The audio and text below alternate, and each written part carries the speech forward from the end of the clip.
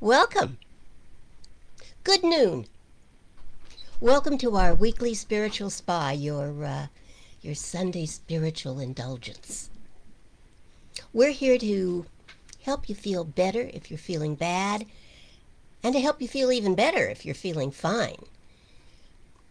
Ernest Holmes, the author of The Science of Mind and the founder of religious science, used to open his television show with the words, "There is a power for good in the universe, and you can use it." So true. So true. But, and the even greater truth, is that you can't not use it. In fact, you're using it all the time because it really is done unto you as you believe. Your life is a reflection of where your faith is. The important part of Dr. Holmes' admonition was to remember to use it for good. So I'm going to ask you to consider this idea. We are here on this planet at this time to remember who we are. We are children of creation. We are here to remember that we are created in the image and likeness of God, of creation, of the universe as a whole, whatever you choose to call the creative motivating force behind everything. We are here to heal our misconceptions and to release whatever beliefs we may have that are holding us back. We are here to learn how to use our divine inheritance to make our lives and our world a better place. We are here to be awake, pay attention, and then to use what we discover to inspire and uplift and heal, to make whole ourselves and our world. Think about these words, if you will, and if it feels right for you, repeat them after me. Centered in spirit, Centered in spirit, I know I know that there is a creative, motivating power in the universe. that there is a creative, motivating power in the universe. It is the intelligence, It is the intelligence, the power, the power, the activity, the activity, and the love and the love behind all of creation. behind all of creation. And it is the life within me. And it is the life within me. I know it. I know it. I feel it. I feel it. I believe it. I believe it. And I accept it. And I accept it. And so it is. And so it is. Good for you. All right. So, I always like to start out with a question. So, I have a couple of them. They just all kind of go together. Here's something to think about.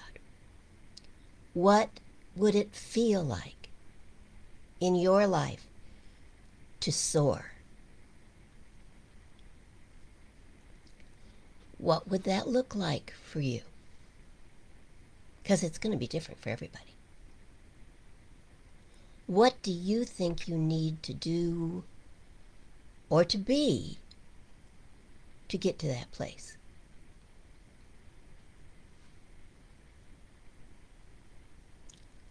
What would it take for you to do that? To be inspired, to be courageous, to go for it. What would it take, do you think?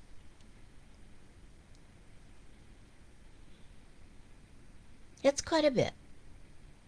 Let me repeat the question one more time. What would it feel like for you to soar, to be free, to be above it all? What would that look like for you? How would you know you're there? How would you feel? what would your life look like? What do you think you need to do or to be to get there?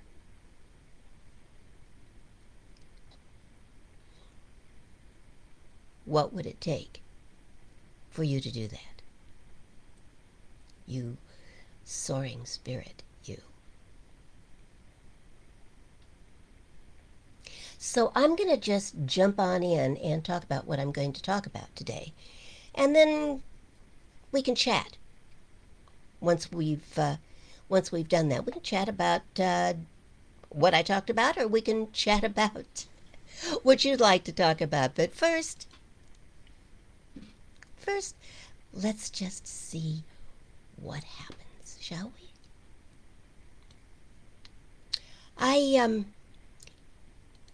I spent some time this week waiting for some lab work to be done. And while I was waiting, I realized that I could take the opportunity to enjoy the little extra freedom. Freedom from phones, from computers, and other electronic bondage. And I would have felt completely free if it hadn't been for the constant interruptions to listen and see if it was my name that was being called. Other than that, it might actually have been an extremely pleasant experience, being free. I did, however, eventually get to meet a very nice hematologist, and I got to expand my appreciation for her gifts and talents. It too was a painless, nearly pleasant experience. And somewhere in all of that, I really got to feeling like God was at work in my life, creating understanding and maybe even some miracles. Imagine that. Miracles in a medical lab. Who'd have thought?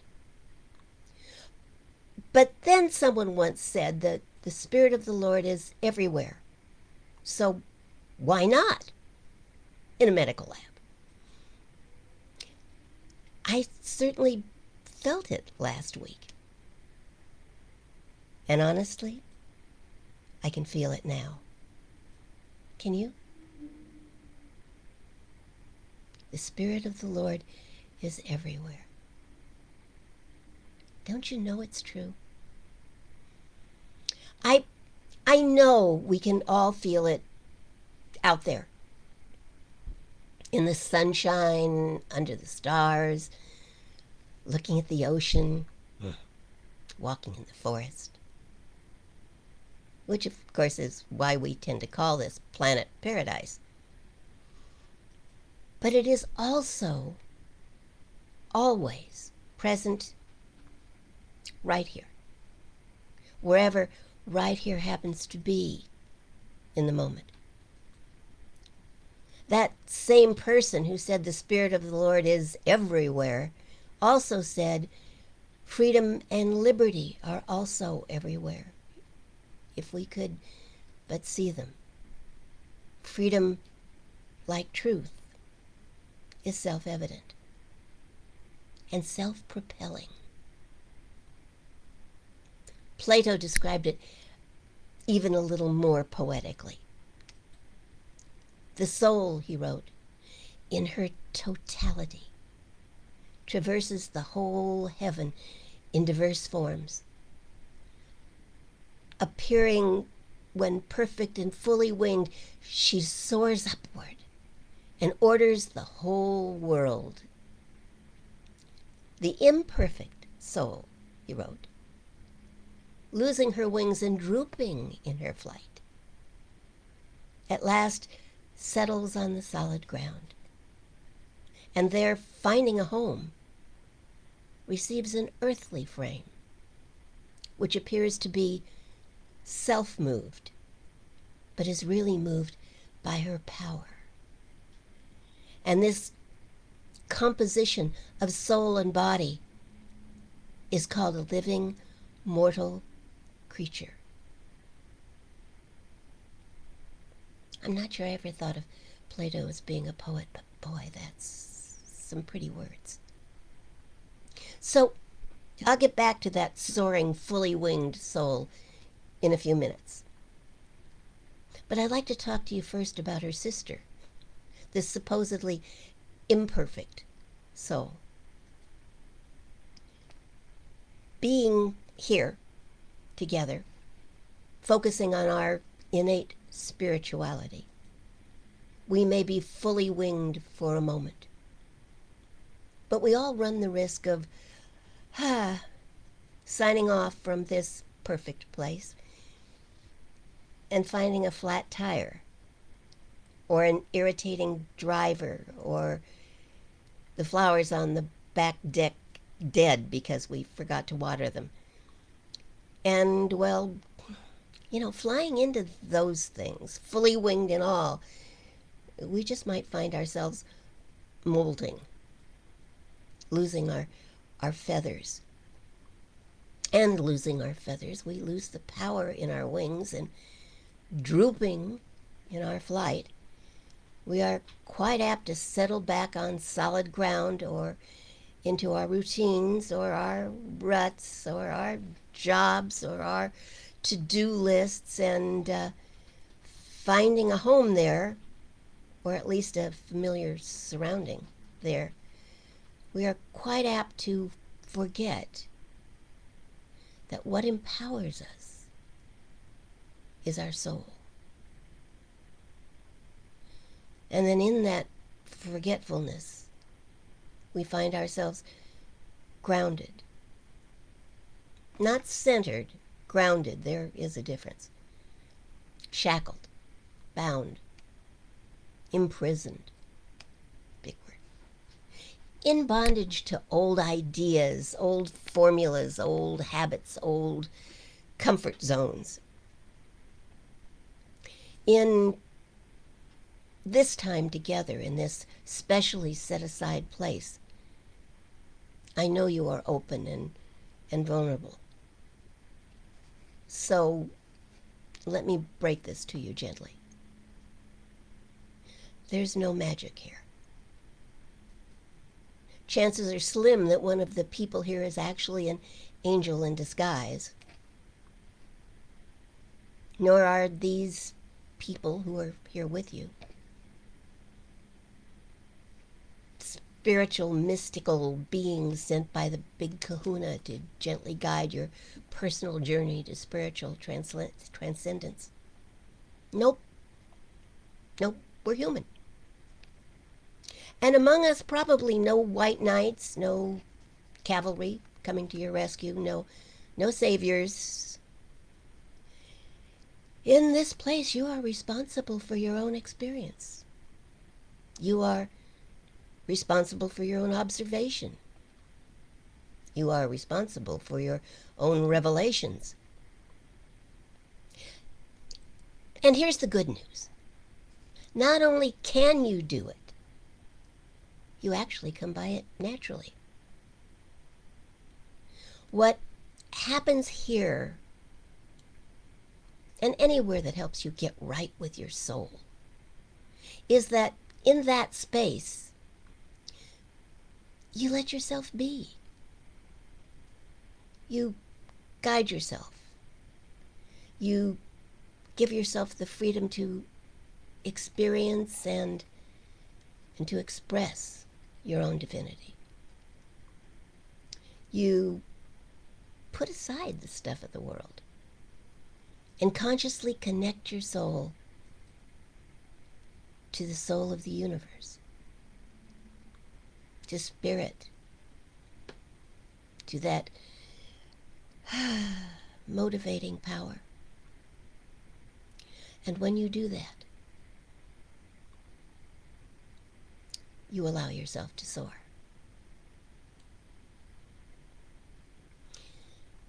And my personal belief is that soaring and the ideas that come from it, the freedom to be creative, make this world a better place.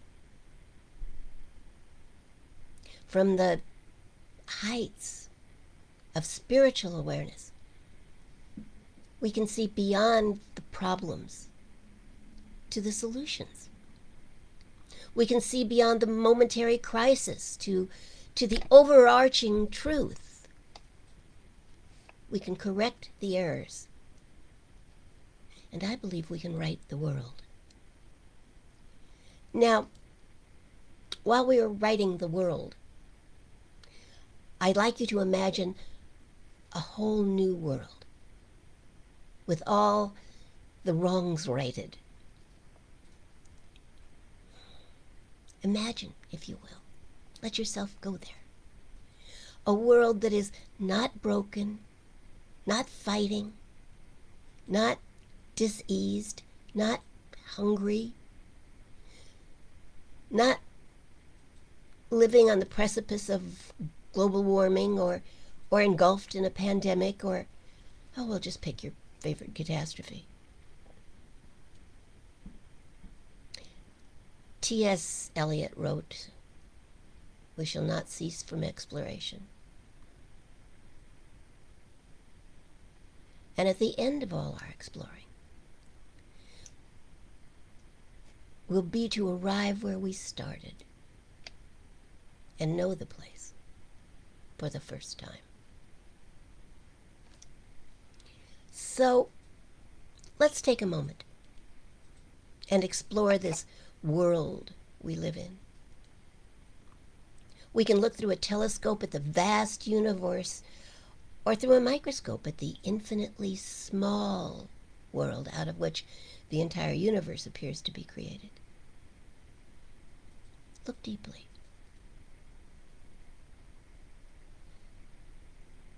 Is it really the universe we need to fix?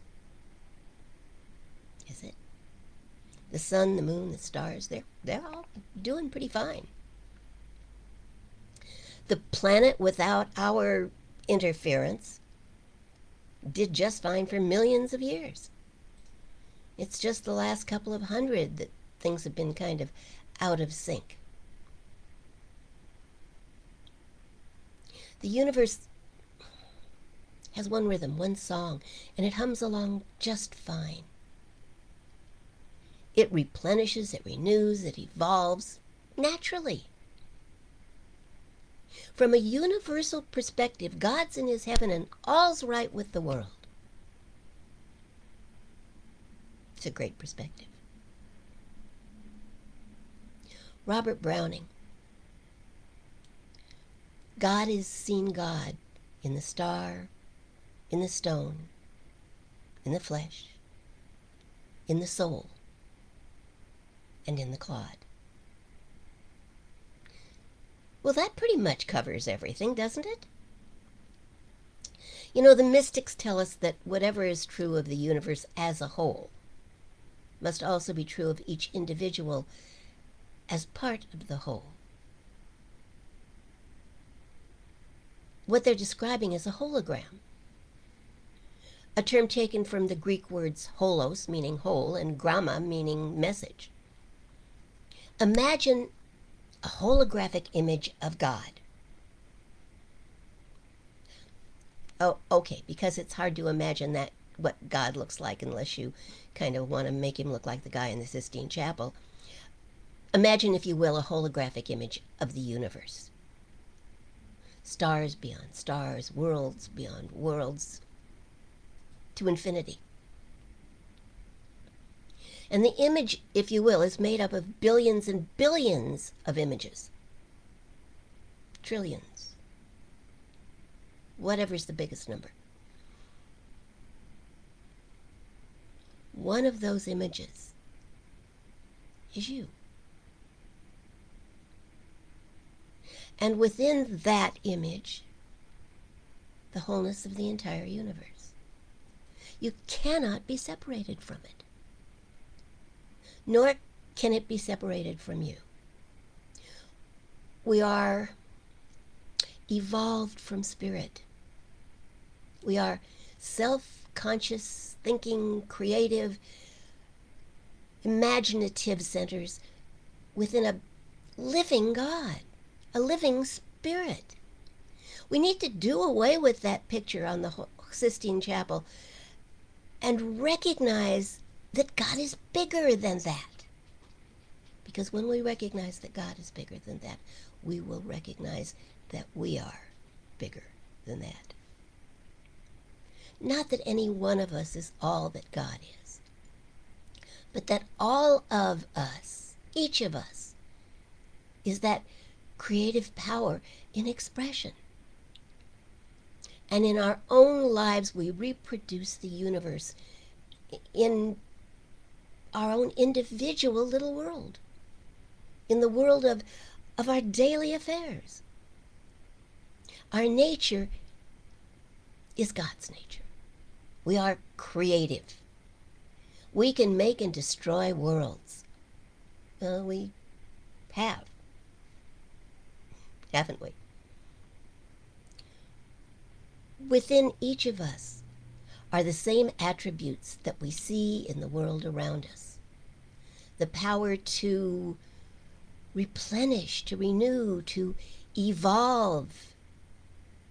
And that, I think, is the key to living more abundantly, more peacefully, more lovingly, more blessed. We are made out of and from life itself. Capital L, capital I, capital F, capital E. It is our job to learn to use the divine nature within us, the nature from which we have come, to create a better world, whether we're focusing on our world or the world. It doesn't matter. We did not create that nature. It's factory installed. We cannot change its inherent reality. We are what we are. And we use what we've got for better or worse. In sickness and in health, for richer, for poorer, you know how it goes. Wayne Dyer said we are spiritual beings having a human experience. Boy, it's so easy to say and so easy to forget. I mean, not that we forget the words, those are kind of installed too, but we forget what they mean and the power inherent in that. Spiritual beings having a human experience. How are we doing? What are we doing? How can we do better? You know, many years ago, the Celestine prophecies suggested that there is a spiritual thread that connects all of humanity at the deepest level. Bill Moyers once wrote that whether he talks to a college professor or a scientist or a rabbi, ultimately the message is fundamentally the same. Deepak Chopra tells us that worldly success depends on spiritual laws. Worldly success depends on spiritual laws. And science tells us that whether we are looking through a microscope or a telescope, we are looking at the same thing and with the same thing. I like the way Carl Sagan put it. You're made of star stuff, don't you know? The mystics tell us that the veil between spirit and matter is actually very thin. I believe that at some level we are beginning to lift the veil. What do we expect to see? What do we expect to be? How are we going to get there?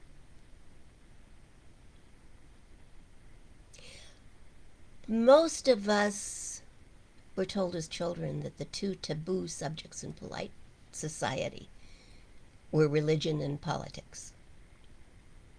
That's changed. Politics are all over the airwaves.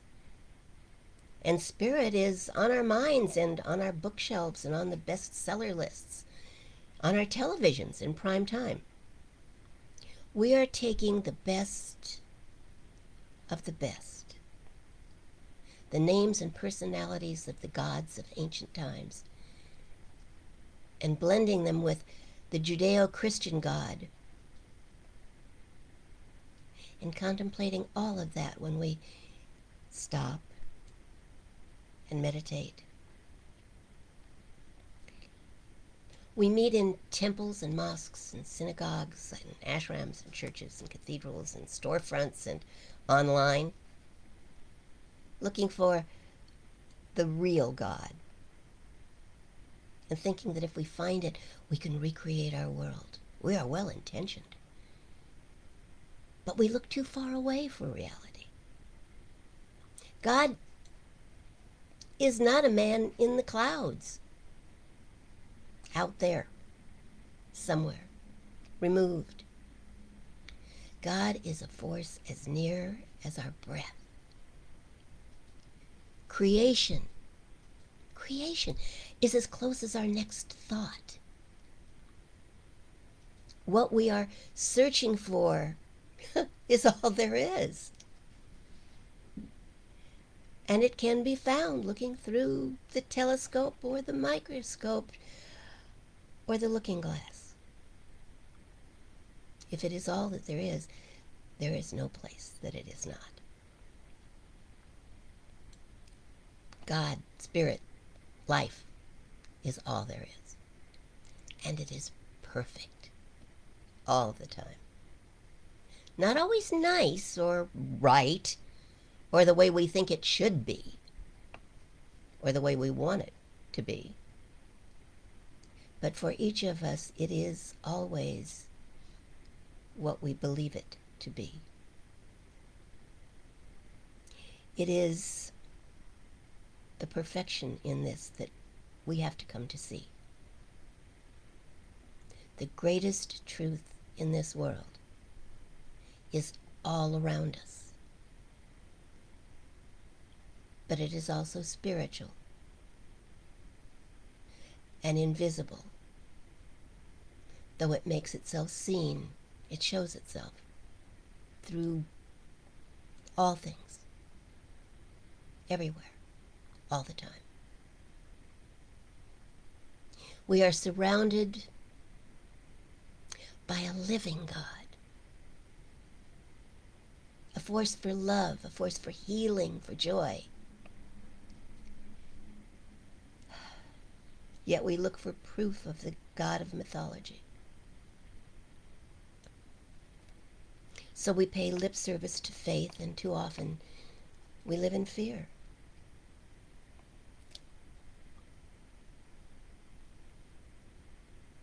You know, we've got to stop being God-fearing. They were a God-fearing people. Yeah, well. We've got to start being God-expressing and not be afraid of it. And that will change everything.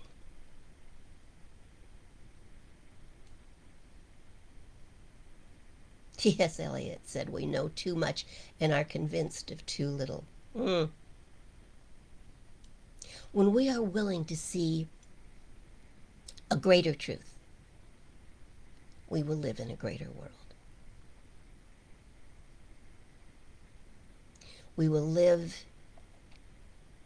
in a world even beyond our current imaginings. The truth is that we have been surrounded by proof of a living, loving force that is so much greater than the myth we have created around us, and that will become obvious. And we will wonder at how we ever overlooked it.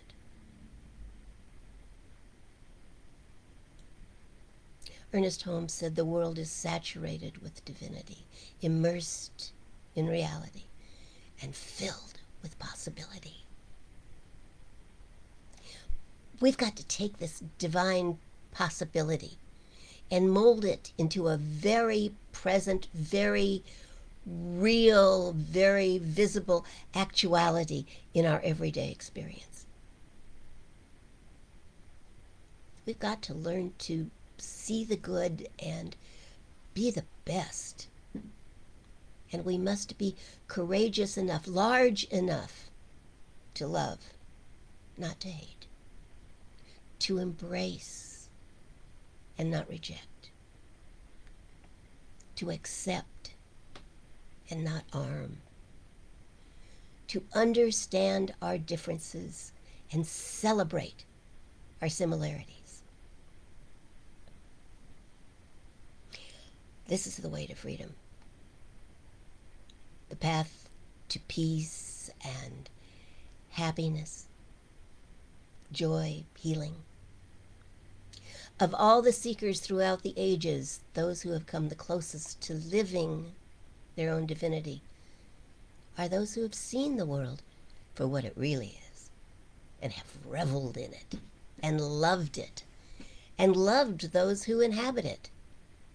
And they have changed the world, one idea at a time.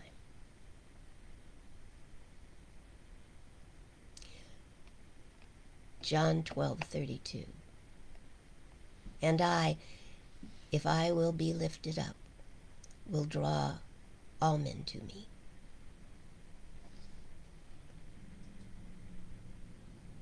I believe we are on the edge of a spiritual breakthrough,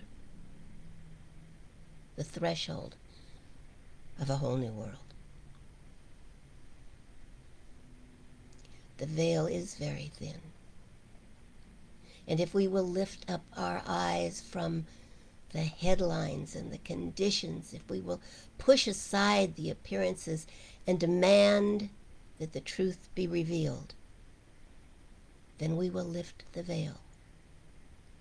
And one courageous explorer at a time,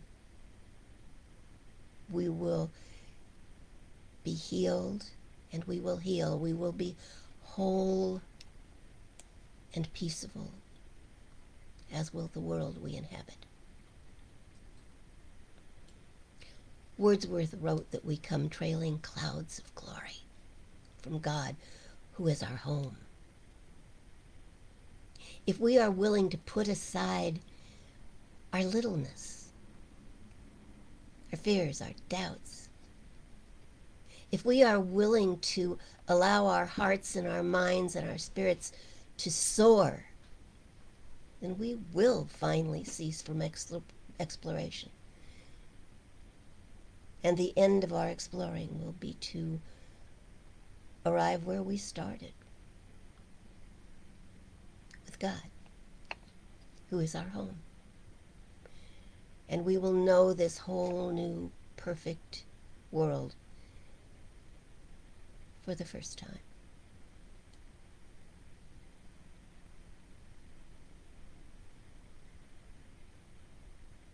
I've talked a lot. I will be still now.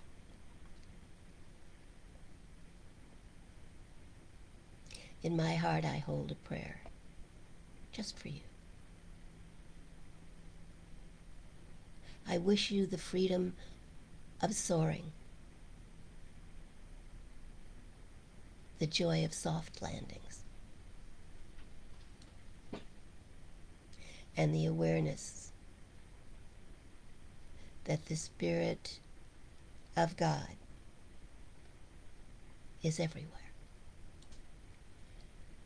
and most particularly within you.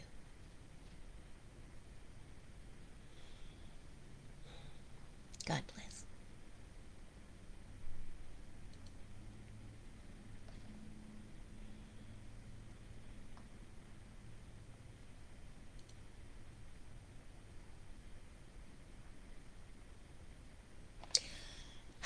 Okay. Off soapbox. Yes, there is a fuzzy thing behind me.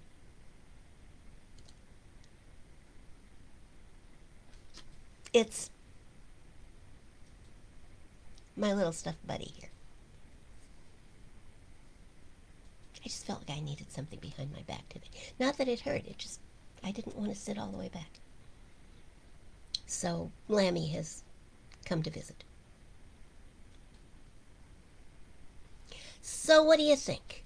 Are you ready to soar? Let me ask those questions again, shall I? Questions that I asked at the beginning. What would it feel like to soar? And what would that look like for you, soaring? What do you think you need to do or to be to get there? And what would it take for you to do that?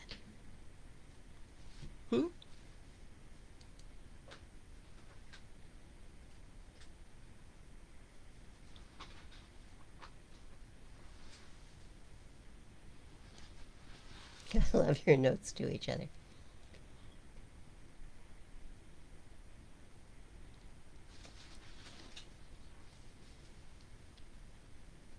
Talk to me, people. And what has Cac done now?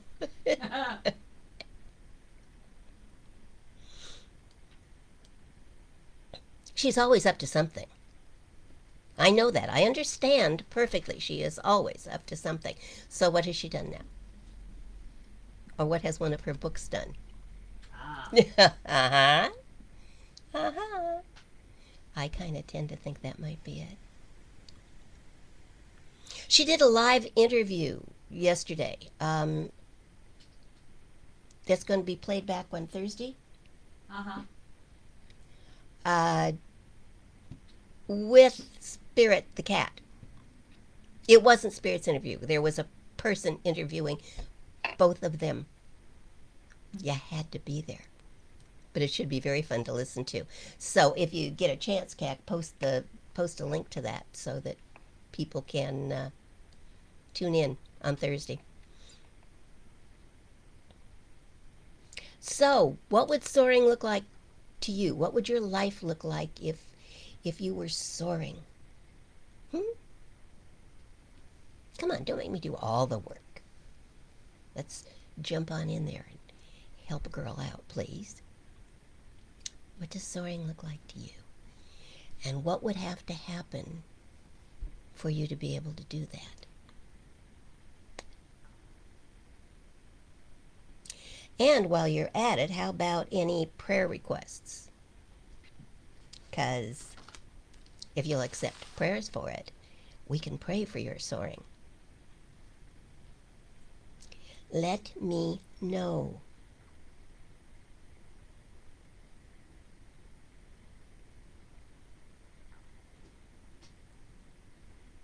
Oh.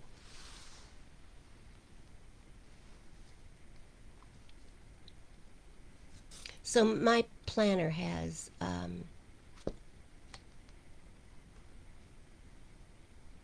I'll keep that. That's a talk unto itself. Freedom, yay. Yes, Dana. But see, the whole point, isn't it? That we are already free to choose our experience, and so we have that freedom. And that when we know it and claim it, we soar. She makes it sound so simple, doesn't she? Ugh. Yeah, just have it. You got it? You've already got it. See, here's the point. You've really already got it. It's not something you have to wait for. You've already got it. You just have to use it. There were times in my life, we're going back a few decades now, but there were times in my life when if I was going to hang a picture up in the house and a nail was handy, but a hammer wasn't, I mean, it would mean I'd have to walk to the garage to get the hammer. That I would pick up a hard object, an ashtray, We had ashtrays in the house back in the day. And use that as the hammer. Now, I had a hammer, but I didn't use it. So I might as well have not had it at all. Now, sometimes is it a little bit more work to use it? I mean, to go get it, to become aware of it, to make use of what you've got? Yeah, sometimes it is. We tend to reach around for something that's even closer.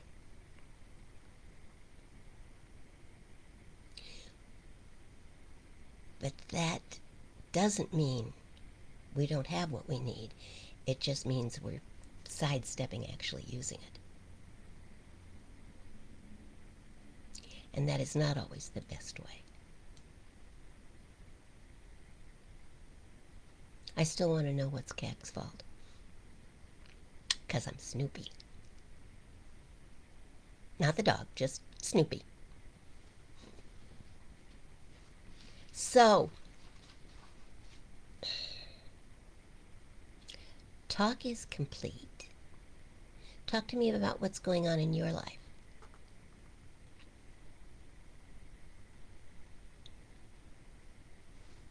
Update me. I need some updateness.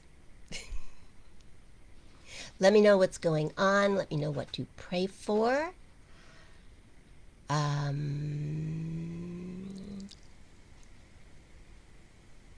If you could be anything, do anything, what would it be? What would it be? If you could be, do, or have anything, what would you choose?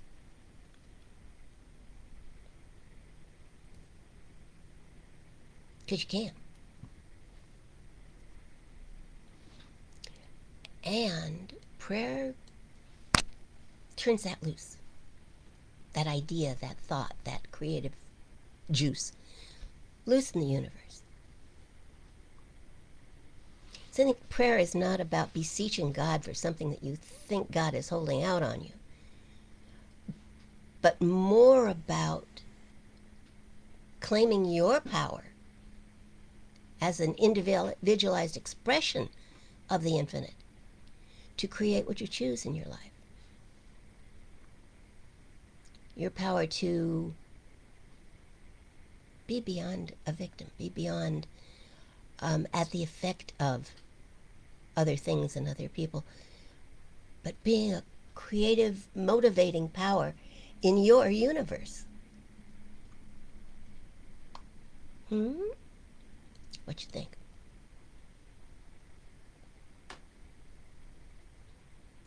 Prayer turns that loose.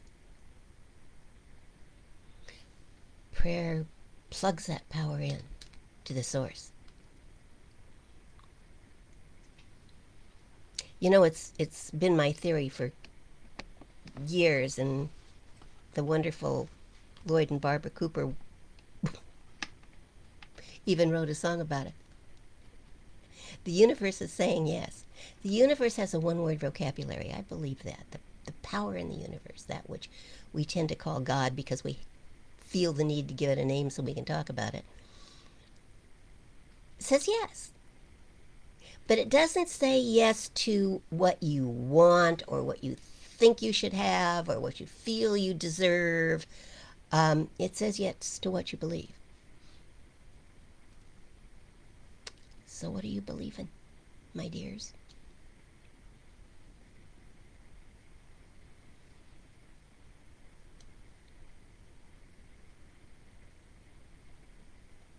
Good God. First of all, great-granddaughter. That just kind of boggles my mind, because I don't think of you as being old enough to have a granddaughter. And she's 4. Wow, Dana. Where does time go? Well, it gets spent, doesn't it? It gets spent. We spend it. And once we've spent it, we kind of can't get it back, but we keep getting more of it. So, thank you, life. 4!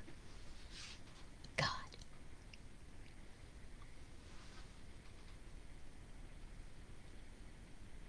Life is amazing, isn't it? And isn't it grand? So look, I think I'll pray. I may make stuff up for you. How'd that be? I'd never make up anything but good. But then if you really want it to happen, you've got to realize that you've got the power. I'm saying the words. And if you believe,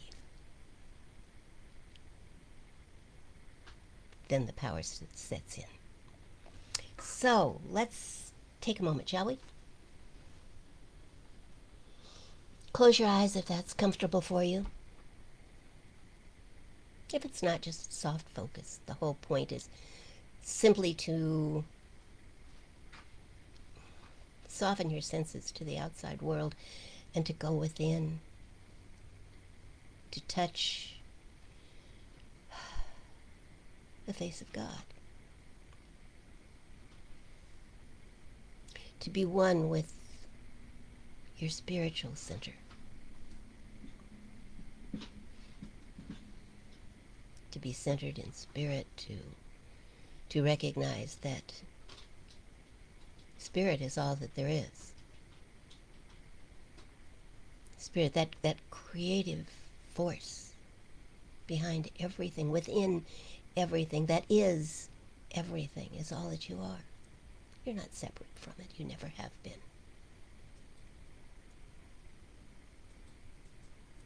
We see it in a baby's eyes. We see it in a child's face, in their sense of wonder. Let us breathe in, breathe deeply if that works for you. And simply allow our breath to take us there. Take us back to that sense of wonder.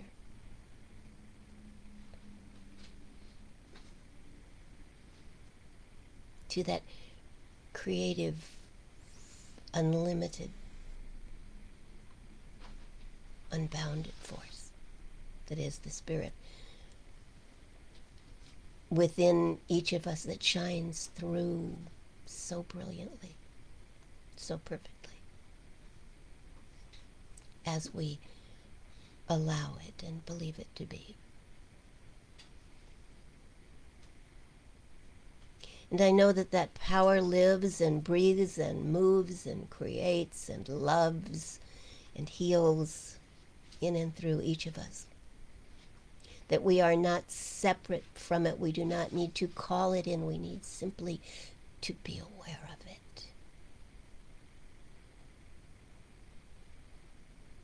And to rely upon it, to act from it, and not from fear or doubt.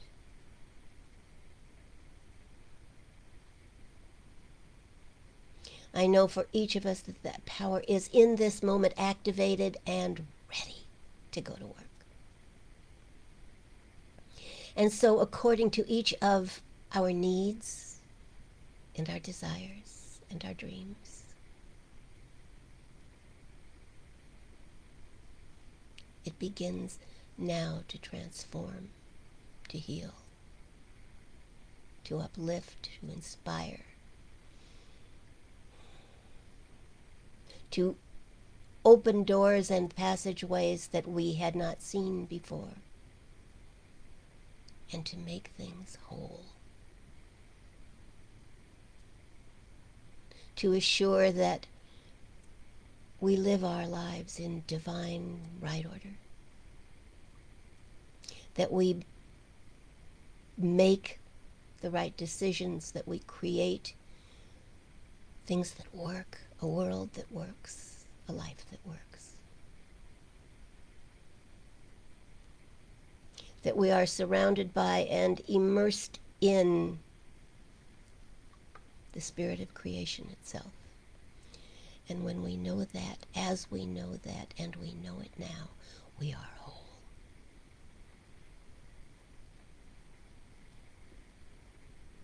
And our world begins to heal.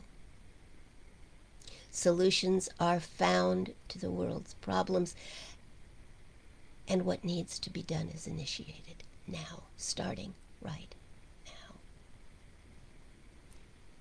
In each of our lives, in each of our worlds, in all of our world, divine right action occurs, and we are made whole. And I give thanks. I believe and I give thanks that all is well in our world, in our lives, in our bodies, and with our soul. And we rest in that.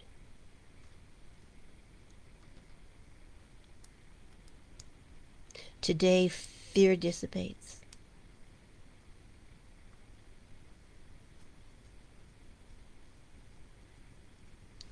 We have found the way. And we are at home in our awareness of the presence of God. We are truly grateful.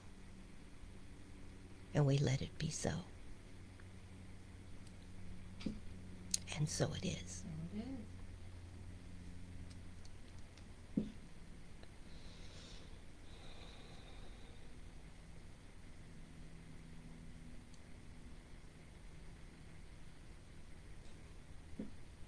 We have a closing song. Yay. Thank you, music department. You're welcome.